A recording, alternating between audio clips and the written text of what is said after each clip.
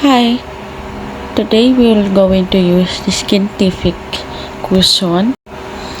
So, titingnan natin kung gaano kaganda yung coverage na ito. So, I am using 03A Almond. So, ganito yung loob niya. Pag in-open nyo, nandyan yung cushion or foundation. Pipress nyo lang na ganyan. And then, pwede nyo na siyang gamitin.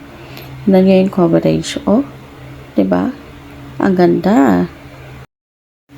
So, dito panoorin nyo hanggang dulo kung paano magsi-change yung face natin gamit itong Skintific Foundation.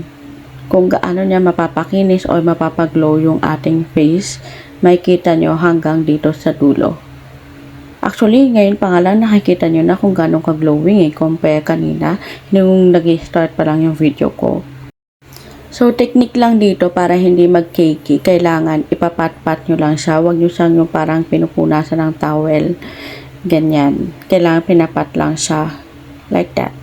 And then, after natin mapat ng mabuti, gagamitan pa natin yan ng, ayan, gagamitan pa natin siya ng makeup sponge para matanggal yung mga excess na foundation na nagkukos ng cakiness sa ating face.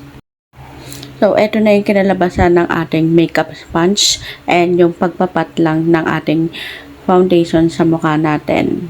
Diba? Nag-glow yung ating face compare kanina.